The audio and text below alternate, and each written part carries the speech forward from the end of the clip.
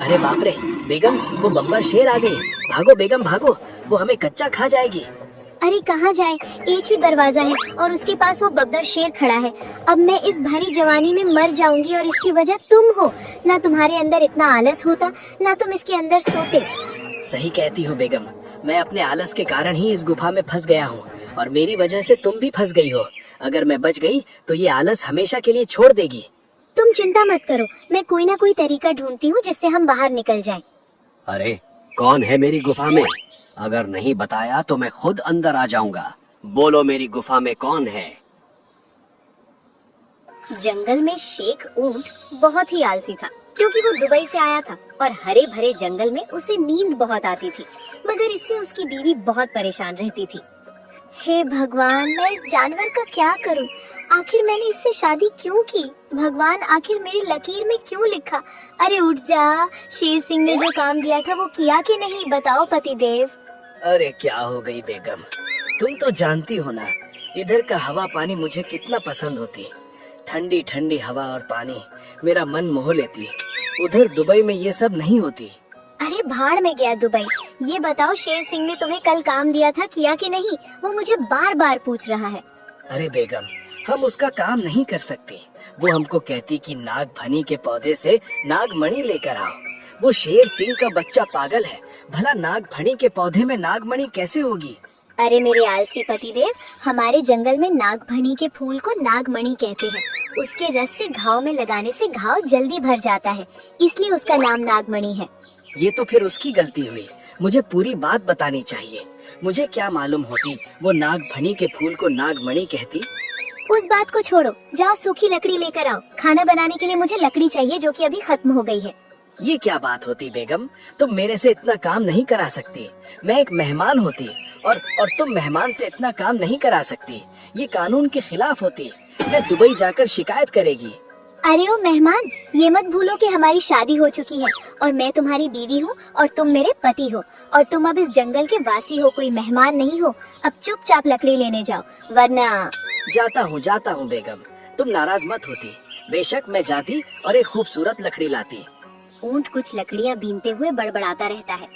न जाने ये भारतीय लेडीज इतना खूंखार कैसे होती। इनको अगर कुछ बोलती तो ये किसी का भी मुंह नोच सकती। अगर गुस्सा आ जाए तो काली दुर्गा बन जाती। तभी ऊंट को ठंडी हवा का झोंका महसूस होता है। अरे वाह वाह वाह वाह वाह, मुझे इस जंगल की ठंडी हवा बहुत पसंद होती। कितना कूल होती। आसपास मुझे थोड़ा आराम को मिल जाती तो बात बन जाती। तभी उसे एक गुफा नजर आती है। वो महसूस करता है कि ठंडी हवा वहीं से आ रही है। वो लकड़ी का गट्ठा बाहर छोड़ के अंदर चला जाता है।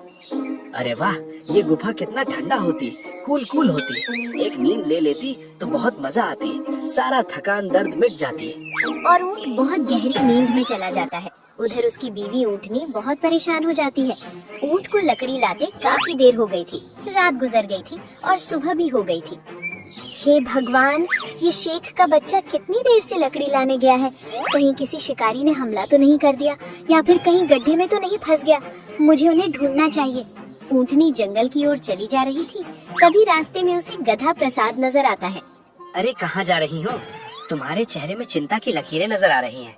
ऐसा क्या हुआ है? अरे अपने पति को ढूंढने जा रही हूँ। न जाने वो कब से गायब है। कल उसे लकड़ी लाने भेजी थी, मगर एक रात गुजर गया, अभी तक घर नहीं पहुँचे। वो दुबई तो नहीं चला गया? मुझे एक दिन कह रहा था दुबई की बहुत याद आ रही है, एक बार जाना चाहता है। अरे शुभ शुभ बोलो। दुबई जाए मेरे दुश्मन, मेरे रहते वो अकेले दुबई नहीं जा सकते। मैं ही उनके साथ जाऊंगी। ठीक है, मैं भी तुम्हारे साथ दुबई चलता हूँ। आखिर मैं भी देखना चाहता हूँ कि दुबई कैसा है, क्या क्या घास खाने मिलेगा, क्या चारा पानी है, मुझे पता करना है। और दोनों जंगल के अंदर जाने लगे। जाते जाते उन्हें ऊंट के पैरों के निशान नजर आने लगे। अरे देखो भाभी जी, ये निशान तो शेख साहब के लगते हैं। जरूर वो इसी रास्ते से गुजरे होंगे। पक्का दुबई इसी तरफ होगा। दोनों जल्दी जल्दी पैरों के निशान की तरफ जाने लगे। चलते चलते उन्हें एक गुफा दिखाई दी और इस गुफा के पास लकड़ी का गट्ठा था। अरे शेख साहब ने मुझे आज तक नहीं बताया दुबई जाने का रास्ता इस गुफा से होकर जाता है। मैं कई बार इस जगह से गुजरा हूँ। अगर मुझे मालूम होता कि दुबई यहाँ से जाया जाता है तो मैं कई बार दुबई चला जाता। अरे कभी तो दिमाग लगाओ, ध्यान से देखो, ये लकड़ी का गट्ठा यहाँ पड़ा हुआ है, मतलब पक्का मेरे पति अंदर ही होंगे। दोनों तुरंत अंदर जाते हैं और अंदर सच में ऊंट मौजूद था। मगर वो गहरी नींद में था। उसे देखकर ऊँटनी का पारा बढ़ गया। हे भगवान, मैं इस आलसी प्राणी का क्या करूं? कहाँ जाकर अपना माथा पटकूं? आखिर क्या करूं? अरे मैं कहता हूँ दूसरी शादी कर लो, अभी कुछ बिगड़ा नहीं है, इसे दुबई भेज दो। तू चुप कर, मेरा दिमाग पहले से ही खिसका हुआ है, तू और मत खिसका। इसे इसके हाल में छोड़ देते हैं और कुछ ऐसा तिकड़म चलाते हैं कि इसका आलस हमेशा के लिए छूट जाए। काफी देर सोचने के बाद ऊँटनी को एक उपाय आता है। ऐसा करो, जाओ शेर सिंह को बुला कर लाओ और इससे मैं तुम्हें एक उपाय देती हूँ और जो जो मैं कहती हूँ वो शेर सिंह से कहना। ऊँटनी गधे के कान में उपाय बताती है और गधा शेर को सारी बात समझा देता है। फिर शेर सिंह गुस्से में गुफा के पास आता है और जोर जोर से चिल्लाने लगता है। अरे आज उस शेख के बच्चे को छोड़ूंगा नहीं। आज तो उसने हद कर दी। कब से मैंने उसे नागमणि लाने भेजा था मगर अब तक आया ही नहीं। आवाज सुनकर ऊँट की नींद खुली। अरे कौन कमबख्त भौंक रही है? मेरे सारा नींद खराब कर दी। कितना अच्छा लग रहा था। तभी वो कुछ आवाजें सुनता है। अरे क्या हो गया शेर सिंह? भला तुम इतने गुस्से में क्यों नजर आ रहे हो और किसे सबक सिखाने की बात कर रहे हो? अरे शेख ऊँट को सबक सिखाने की बात कर रहा हूँ। उस आलसी को मैंने नागमणि लाने का काम दिया था मगर वो गायब है और मैं सारी रात उसका इंतजार कर रहा था मगर वो आया ही नहीं। अच्छा, अगर वो आपको मिल जाए तो आप क्या करेंगे? अगर वो मेरे हाथ लग गया तो उसका एक टांग तोड़ दूंगा, दूसरा टांग खा जाऊंगा और तीसरा टांग उसके गले में फंसा दूंगा और चौथा टांग मेरे बच्चों को खिला दूंगा। जैसे ही ये बात ऊँट सुनता है उसकी सिट्टी पिट्टी गुल हो जाती है। अरे बाप रे, ये मैंने क्या कर दी? मैं नागमणि को शेर के पास नहीं पहुंचाई तो शेर इतना गुस्सा हो गई, मेरा टांग खाने की बात कर रही है। बिना टांग के मैं क्या करेगी? शेर सिंह, उसका टांग आप बाद में तोड़ना, सबसे पहले आप इस गुफा से हट जाइए। ये कोई आम गुफा नहीं है, ये बब्बर शेर की गुफा है। अगर उसने हमको इस जगह देख लिया तो समझो हम दोनों की आज का दिन अंतिम दिन होगा। ऊँट की बात सुनता है तो और डर जाता है। क्या ये बब्बर शेर की गुफा है? अब मैं क्या करूं? अगर बाहर गई तो ये शेर मुझे मार देगी और अंदर रही तो बब्बर शेर मुझे मार देगी। वल्लाह, अब मैं क्या करेगी? अरे क्या कह रहे हो? बब्बर शेर की गुफा है, वो किसी को भी नहीं छोड़ता, बुरी तरह सबको नोच लेता है। जल्दी जल्दी यहाँ से चलो वरना वो आ गया तो कोई भी नहीं बचेगा। इनके जाते ही मैं यहाँ से चला जाएगी। मुझे एक पल नहीं रहना वरना मेरी बीवी विधवा हो जाएगी। तभी गुफा में ऊँटनी अंदर आ जाती है। उसे देखकर ऊँट और घबरा जाता है। तुम यहाँ क्या कर रहे हो? मैंने तुम्हें लकड़ी लाने के लिए भेजा था, मगर क्या तुम यहाँ सो तो नहीं गए थे? अरे हाँ बेगम साहिबा, लेकिन तुम यहाँ कैसे आई? बाहर शेर सिंह मुझे ढूंढ रही है। मैंने उसका नागमणि नहीं लाया, वो गुस्से में है और मुझे मारने की बात कह रही है। अरे बाहर कोई नहीं है, वो शेर तो जल्दी जल्दी यहाँ से जाते हुए देखा, मगर तुम इतने परेशान क्यों दिखाई दे रहे हो? अरे बेगम, जब मैंने शेर और एक जानवर की बात सुनी तो वो कह रहे थे कि ये बब्बर शेर की गुफा होती, वो बहुत खतरनाक होती, वो हमें खा जाती। अब हमें जल्दी से इस गुफा से निकल जाना होती वरना वो शेर आ गई तो हमें खा जाती। तभी गुफा के बाहर से आवाज आई। सच में कोई बब्बर शेर आ गया था। अरे मेरे गुफा में कौन है? किसकी इतनी हिम्मत हुई कि मेरे गुफा में घुस आया?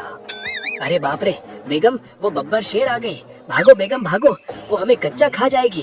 अरे कहाँ जाए, एक ही दरवाजा है और उसके पास वो बब्बर शेर खड़ा है। अब मैं इस भरी जवानी में मर जाऊंगी और इसकी वजह तुम हो। ना तुम्हारे अंदर इतना आलस होता, ना तुम इसके अंदर सोते। सही कहती हो बेगम, मैं अपने आलस के कारण ही इस गुफा में फंस गया हूँ और मेरी वजह से तुम भी फंस गई हो। अगर मैं बच गई तो ये आलस हमेशा के लिए छोड़ देगी। तुम चिंता मत करो, मैं कोई ना कोई तरीका ढूंढती हूँ जिससे हम बाहर निकल जाएं। अरे कौन है मेरी गुफा में? अगर नहीं बताया तो मैं खुद अंदर आ जाऊंगा। बोलो मेरी गुफा में कौन है? सुनो, मैं आपको एक उपाय बताती हूँ। आप बस उसे जोर जोर से बोलना ताकि आवाज गुफा के बाहर जाए। हे मेरे पति देव, ये आपको क्या हो रहा है? आपका शरीर लकड़ी का क्यों बन रहा है? बेगम, मुझे लगती है दुबई से आने के बाद मुझे लकड़ी वाली बीमारी हो गई है। तुम मुझसे दूर चली जाओ वरना ये बीमारी तुम्हें भी हो जाएगी। मुझे कोई फर्क नहीं पड़ता, आप मुझे बताइए कि आपका इलाज कैसे होगा, मैं इसका इलाज करूंगी।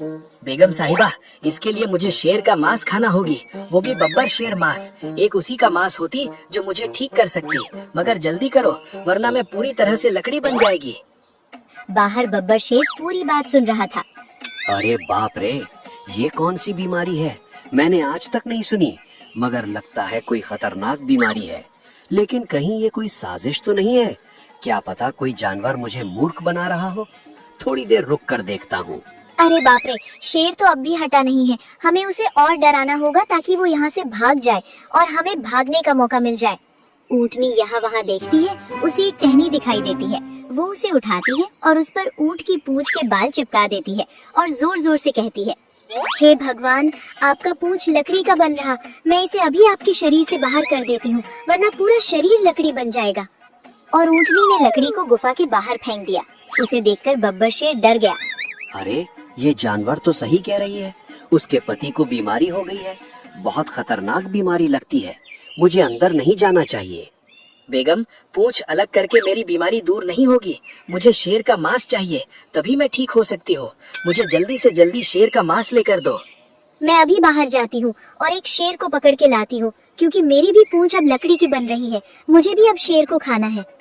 अरे भाग बब्बर शेर, वरना ये प्राणी मुझे कच्चा चबा देंगे और ऐसे भी इन पर हमला भी नहीं कर सकता, क्योंकि अगर ऐसा किया तो इनकी बीमारी मुझे लग जाएगी और मैं भी लकड़ी का बन जाऊंगा। बब्बर शेर दुम दबाकर दौड़ा। उसके जाने के बाद ऊंट और ऊंटनी तुरंत वहाँ से बाहर आ गए और अपने घर आ गए। क्या खूब तरकीब निकाली बेगम, मजा आ गई। मानना पड़ेगा, तुम काफी दिमाग वाली हो। अच्छा, तो क्या अब क्या सबक सीखा?